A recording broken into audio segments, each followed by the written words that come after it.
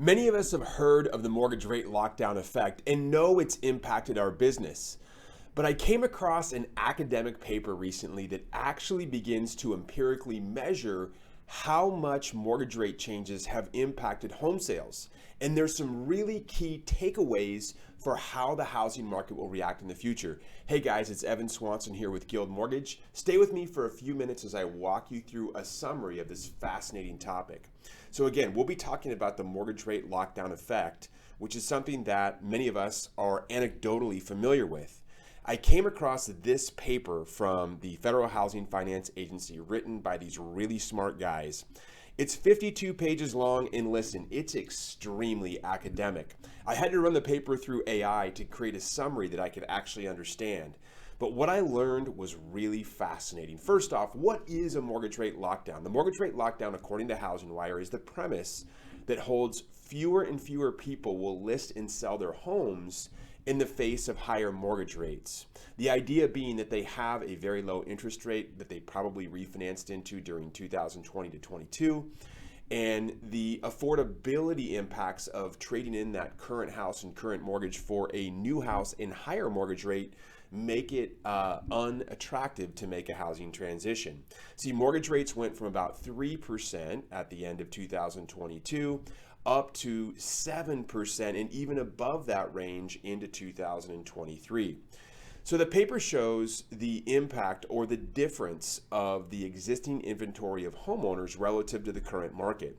So you'll see in this graph, the red section here means that approximately 68% of homeowners have an interest rate that is 3% below the market rate. So if you have a rate of 3 and the going rate 7, the difference is 4%. You can see that that's a totally new market condition that we haven't had for a very long time. Normally, most of the existing homeowners in the marketplace have a rate that's between 1 or 2% of the existing market.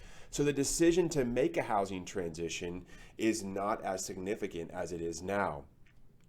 The paper goes on to measure that for every percentage point that the market mortgage rate, the current mortgage rate available, exceeds the origination interest rate or the current interest rate the homeowner has, decreases the probability of a home sale by 18.1%.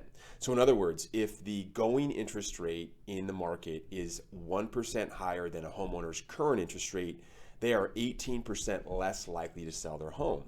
Well, if you're 4% below the market, that means that you're 70% less likely to sell your home. What this tells us is there's a lot of homeowners out there that would like to sell their home, but because of the interest rate lockdown effect, they're not doing so.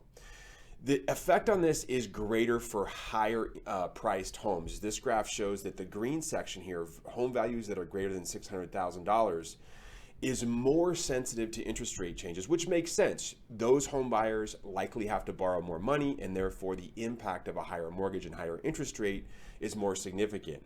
Now, the inverse is also true. When interest rates go down and it's available below, higher home prices are more sensitive to those interest rate increases.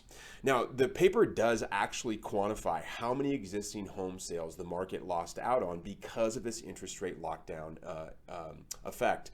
Approximately 1.3 million more sales would have occurred in the last few quarters had interest rates not increased so significantly. Here's a look at the annualized home sales across the U.S. Existing home sales fell by about 57% peak to trough from 2021 to current. Now, here's the interesting thing about the paper. Even though interest rates increased so significantly, and many people thought that we'd see home prices decline, which they did for a second, home prices are back up by about 5% year over year. Here's what the paper finds. The paper estimates that the reduction in the supply of homes due to the lock-in effect increased home prices by 5.7%. This increase is in contrast to the impact of higher mortgage rates, which decreased prices by 3.3%. In other words, the constriction of the supply of homes in the market had a greater impact on pricing, meaning pressuring home prices higher, than the affordability of higher mortgage rates for home buyers. Super fascinating, and will have some impacts moving forward. Now, the paper didn't address demographics. The reality is that we're living in a time when the millennials, who are between the ages of 30 and 40 years old, are hitting their peak home buying years. And as a result, demand has stayed relatively strong. Home buyers between the ages of 35 and 40, their home ownership rates goes from 40% up to 60% between those 5-year periods. So the fact that we're living during this time, demand has remained relatively strong despite the fact that mortgage rates have elevated. It would be interesting to know if they remove that, what the impact of home prices may have been.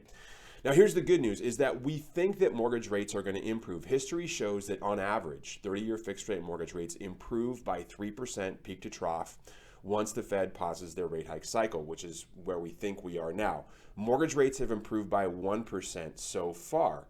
Well, if mortgage rates are going to improve by another 1 or 2%, that means the number of homeowners that have the current mortgage rate available to them will be a closer delta or a smaller delta between the rate they refinance to in 2021. So if mortgage rates do improve, then the difference between the market mortgage rates and the origination rates will be less than 3%. And therefore, more homeowners will be likely to sell their homes. Demographics, as I showed, suggest demand for housing will remain strong for the next few years. The good news is if that strong demand is met with greater housing supply because more homeowners are apt to sell their home because the difference between the market rate and current rate is less, that means we should have a very healthy housing market moving forward, meaning more transactions. Now, normally as mortgage rates decrease, it puts upward pressure on home prices.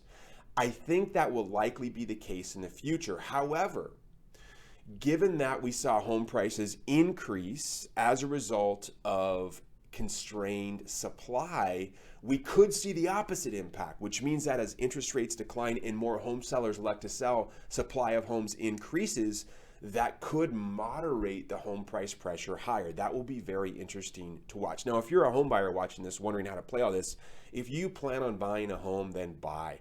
Timing any financial market is nearly impossible. It's never, until we have the ability to look back, we never know the perfect time.